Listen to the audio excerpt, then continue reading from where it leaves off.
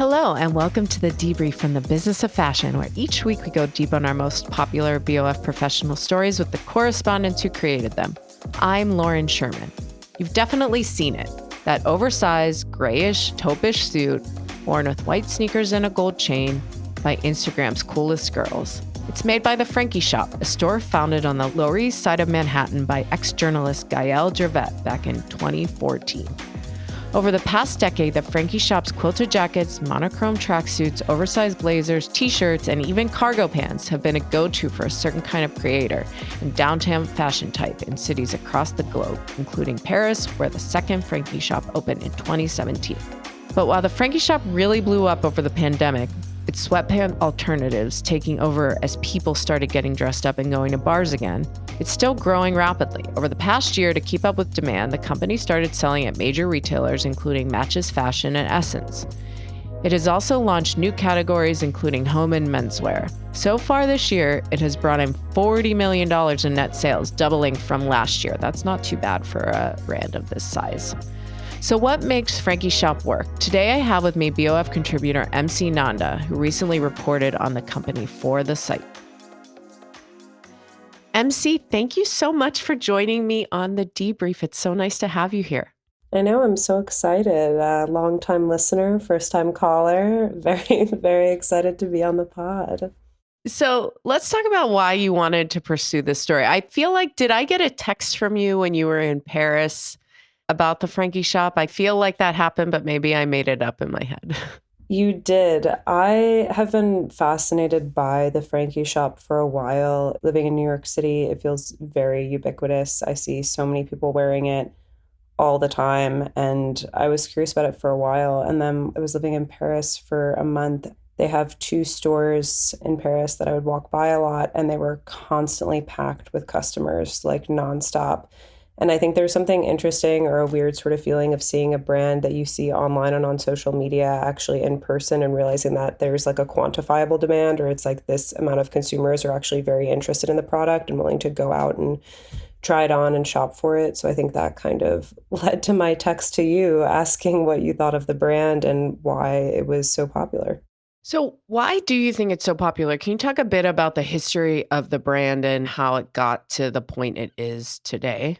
Yeah, one thing that surprised me about the Frankie Shop was that it's been around for quite a while and it started with brick and mortar. It's not kind of a part of this generation of brands that was raised on social and somehow became ubiquitous through paid social strategy. This is a brand that has been in the Lower East Side with the brick and mortar store in 2014. So it's been around for quite a while. It started with brick and mortar strategy and it's kind of grown organically. Originally, it was a multi-brand store, and then a few years after, she started producing her own styles. And when I say she, I'm talking about Gaëlle Drevet, the founder. She was pretty big about choosing up-and-coming brands. She chose Ganni, a lot of Loulou Studio, a lot of brands that have now become very popular. So she originally had a strong brick-and-mortar base in Lower East Side. But I think the brand's expansion, particularly its own brand that has done so well, is she's really attuned to influencers. I think the brand is constantly seen across social media on influencers, to the point that when I first started doing this story, I assumed that they had a really robust paid influencer strategy and that this was like a larger pay-for-play model that we see on a lot of other brands. But one thing that was interesting about them when I started talking to Gaëlle is that that's actually not the case. And they've just built up a very strong brand through styling, through really consistent drops of newness. They've done really, really well in getting customers to continually come back to the site and to the product, which I think is really hard to do, particularly for a brand that is really focused on sort of utilitarian basics and a trend-driven sort of model. So let's talk a bit about what it looks like and why it is so cool looking, and it does look different. I tweeted out your story and one person on Twitter responded, someone who works in the industry, has been in the industry for 25 years. So there's like European fast fashion like H&M and Zara, but then there's also Korean fast fashion that a lot of retailers, multi-brand retailers buy from Korea because they like really on trend, cool stuff, and it's affordable.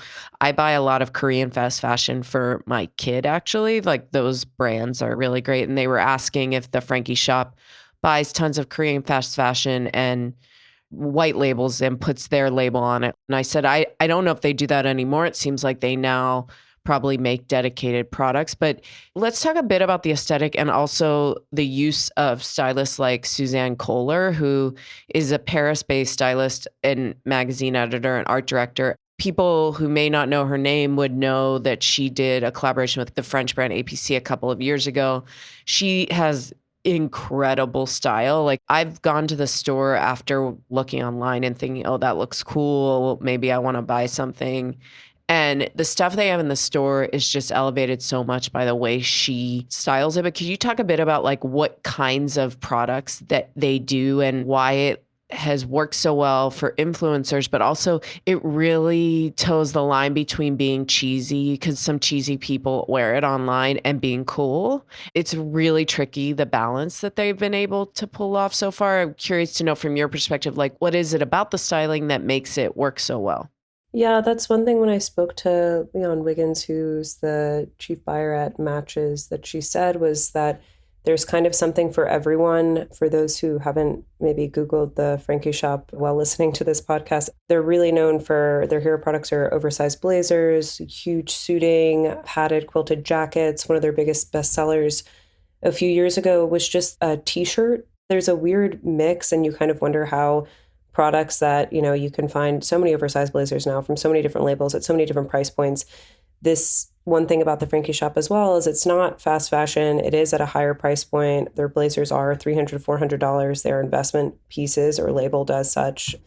I think having the styling that they do, it's really easy for consumers to imagine themselves wearing it. They've managed to have such an incredible creating desire, I guess, in a really unique way. One thing Wiggins said that also struck out to me was she was like, it's just kind of simple. Like, when you find a pair of pants that you really like, you're going to buy them in 8 different colors and you're going to just keep coming back to them. And I think that's something they've done really well. They do toe that line in a really interesting way. I think seeing a lot of influencers wearing it, it can be either a huge incentive for some people and deter some people away. So there's kind of a hard mix to get. And I think, speaking to that cheesiness, I think it is really hard. But at the end of the day, they are just basics. It is just an oversized blazer. They're very mix and match.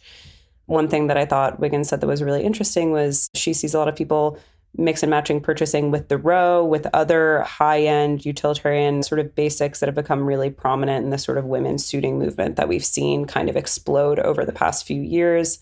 I think we're maybe reaching a saturation point, but when I was talking to Sarah at WGSN, the style forecasting agency, she was like, there's a looming recession. People are going to be wanting to wear suits and blazers and more investment pieces. So I don't really see the trend slowing down at all. Do you own anything from the Frankie Shop? No, I do not. I've gone back and forth about it. I went into the store briefly in Paris, but honestly, there were so many people in there. I was like, I can't try this on, but I know a lot of people that wear it. And it's surprising too, because I'll sometimes ask people on the street in New York if I like something that they're wearing, what is this? And a lot of times I've either assumed it's been the Row or Toteme or something like that. And a lot of women are like, oh no, my pants are Toteme, but I'm wearing a Frankie Shop blazer, which I think has been an interesting sort of contrast. If they are seen in some ways, or they're at least bought within a stable of brands that's very high end and very cutting edge when it comes to women's contemporary wear. Yeah, and just a side note, Toteme is a line that was started by Elin Kling, who is a former influencer. It's just interesting because Toteme kind of sits between, which just opened a store in New York, Frankie Shop and The Row. One of the other things that you mentioned in the piece that I didn't really know, they have like a very specific drops program that I think works really well for this kind of brand, but not many people employ it. Can you speak a bit about how they distribute their product to the consumer and show it off in a novel way? Yeah, definitely. And one thing that's interesting about that is anytime I've considered buying the Frankie Shop or going onto their website, a lot of their pieces are sold out, so I haven't bought them. And I think that kind of keeps consumers coming back to the website. But essentially, they have a really limited inventory that obviously keeps cash flow well. They're not sitting on a lot. And what Drevet said is the wait list is kind of her baby. She'll, check the wait list whenever she's piloting new products. However long the wait list is, she'll produce a little more product, making sure that not maybe everyone is able to get what they want, but that they'll be able to keep coming back and waiting for those styles. I think there's something about creating that desire, wanting to make sure a consumer really wants a product before they buy it, that you're right, not many brands can pull off, and it's very hard to do. I think we've seen a lot of unsuccessful drop models in the fashion industry post sort of the rise of Supreme, but they've managed to do it in a really thoughtful way. And with such limited quantities, it does create a real sense of I want this product and I really want to be able to be on the wait list for it. I'm signed up. I'm getting emails from them now. I'll maybe add a few products onto my cart that I maybe wouldn't have before, but they also continually have new styles. They tweak things constantly. So you do feel like anytime you go to the website after waiting on the wait list of products finally there are constantly new things to come back to, just in different silhouettes, different styles. And that creates a lot of seasonal changes as well to a uniform in terms of fall styles, fall colors, moving into the winter, they add that. The 10 years growing this business to $40 million in sales, that's a really good number for taking an investment from a private equity firm. That's the kind of sweet spot, because 40 million, you can get that. If you take money from private equity, like if you look at a Ganni or something, then you can get it up to 200 million and then you sell it again and blah, blah, blah. I don't want to ask too many questions in one question, but what have they done to sort of keep the growth up? You mentioned an e-commerce site that's based in Europe. Like, what are the tricks that they've pulled off to keep the growth moving without having to kind of flood the market with stuff? Yeah, I think trying to find a way to scale as a brand of this size is always challenging, especially when the demand is so high. One thing they've done, they did launch a European website during the pandemic to keep orders coming in. They're moving manufacturing closer to those stores and to those key markets in the US and in Europe. And they've also expanded a lot of brick and mortar stores, which can be definitely challenging. I think from what I've seen in both Paris and New York, there is consistent demand. They're not overextending themselves, which I think can be a really hard line to toe as a brand of this size. But I think just keeping the website open and adding a new website in Europe, bringing in more sales. And I guess they're changing their marketing strategy quite a bit. I think it's interesting. She also hasn't really hired a lot of people. The team was pretty small, and now she's hired a chief marketing officer. She wants to do more pay for play for Instagram, doing more influencer partnerships and collaborations. And so, do you know anything about how it's funded? Is it self-funded? Is she looking for funding? Like, from that perspective, did you all talk about that at all? Yes, having been a business of fashion journalist for a while, I was keen to ask that question because I was curious. From what she told me, they are privately funded. She's never taken outside funding. And when I asked if LVMH or if a big brand came knocking, if a private equity firm with a lot of money came knocking, what would you do? And she was like, I think I want to keep it small for now. I don't think I want to grow at that size. I think keeping the operation manageable. And I think what they've done over the past nearly 10 years is grow at a manageable pace, which is why they are where they are today. I think she didn't seem interested in taking on outside funding and was more just like, I want to be a small brand. I still want to be a niche brand and I want to have widespread exposure, but finding that balance, I think, is going to be interesting. In short, I don't think they're going to take on funding for now. Cool. So we're going to take a break for a word from our sponsors. And when we return, MC will outline what's next for everyone's favorite Instagram brand. MC, welcome back to the Debrief. So what does a company like this do from here? Because Instagram itself, it's not what it used to be. I haven't been on their website in so long, and now I want every single thing that's on here. And I need a new pair of pants. They have all the like perfect silhouettes for pants and everything. But I don't actually see it on Instagram that often anymore in terms of their actual brand. I might see it on influencers, but I don't see the Frankie Shop account. As Instagram kind of fades away and TikTok becomes more popular and just like the world changes, how do you think they can keep up not only aesthetically, but just like digitally with where the market moves? I think aesthetically it's been interesting because in doing this piece, I went back to look at the Frankie Shop's earliest collections or one of its early product campaigns. And what's been surprising is the aesthetic has largely remained the same. Obviously, there are tweaks to tailoring, but this is a brand that stayed fairly consistent and has just been able to kind of ride this incredible trend in women's suiting that we've seen over the past few years. One thing that Gaëlle's actually very skilled at is knowing what influencers will be wearing. I think there's an interesting inflection point of watching runway trends, seeing what people are wearing on the street, and finding a mix in between those two that's highly marketable. And I think she's managed to do that well and select those products and that styling in a way that keeps people coming back. So I think kind of keeping runway trends and what influencers are wearing as a North Star, she's managed to kind of stay on top of that. As far as Instagram goes, I agree. And I think that the brand definitely relies on this sort of polished feed post of street style that used to be such a large part of a lot of fashion brands' trends.